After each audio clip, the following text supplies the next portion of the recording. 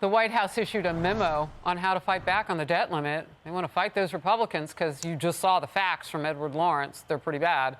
The memo instructs Democrats to say this. Talking points.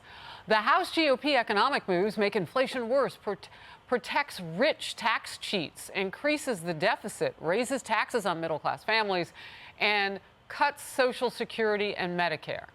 Republican Senator John Kennedy of Louisiana, member of the Judiciary, Budget, and Appropriations Committees. Great to have you in focus. First time I've seen you. Happy New Year.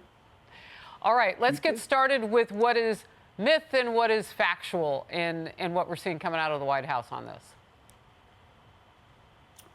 2 points. The United States Congress will not vote to default on America's debt. In the past 25 years, our Congress has had 12 opportunities to vote to default. Congress has never done that. It never will, nor should it. So everyone should take their meds and chill. Point 2. There are 3 things that most fair-minded Americans agree on. Number 1, there's something very wrong in our country. 70% of the American people think our country is headed in the wrong direction. And the 30% who disagree must still be living in their parents' basement. Number 2, the federal government spends too much, particularly the last 2 years, and has too much debt. And if we don't stop it, we're going to end up in a deep recession.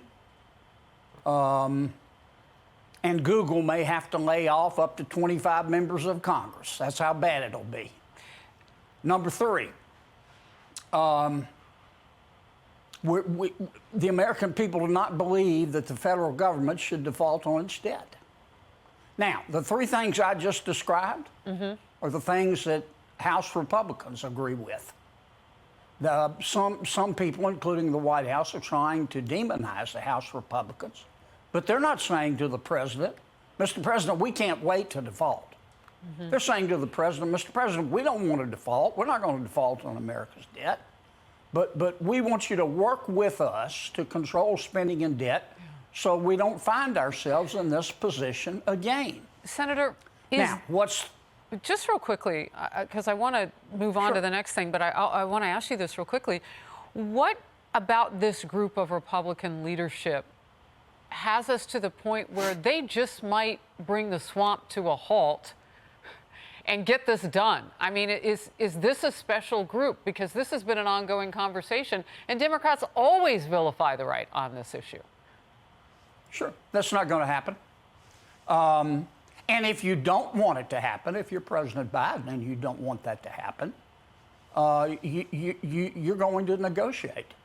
But what's been the White House's position, Harris? Apparently, President Biden's position is, I don't care because I don't think I have to. And they won't even meet with the House Republicans. I mean, how very mature.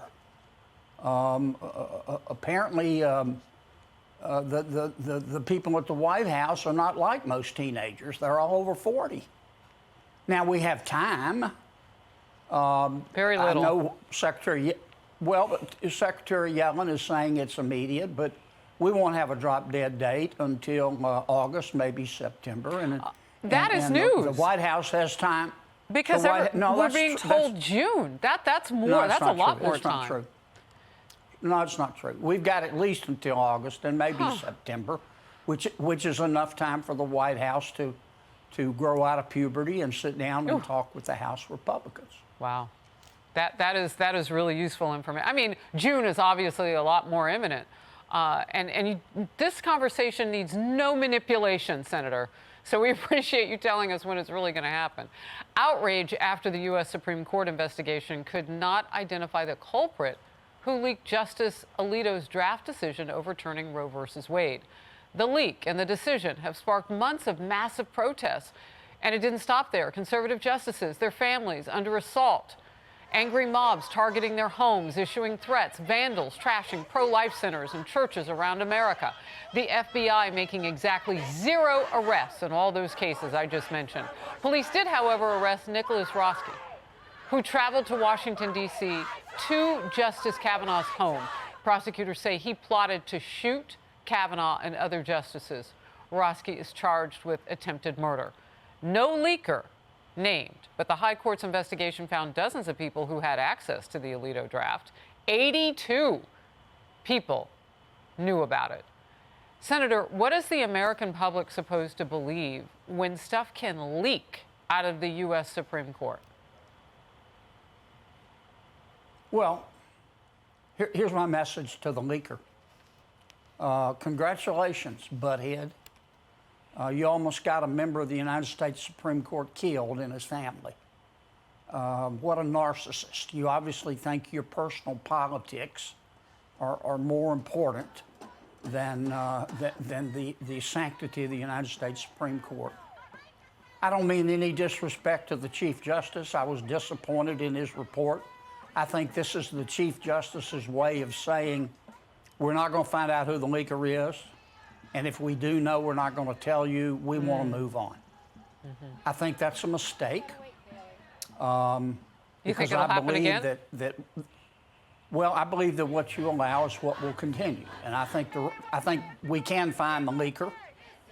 Maybe the Supreme Court needs to bring in help, but we need to find that leaker, make an example of him or her, and hit them so hard they'll cough up bones. Not literally, of course.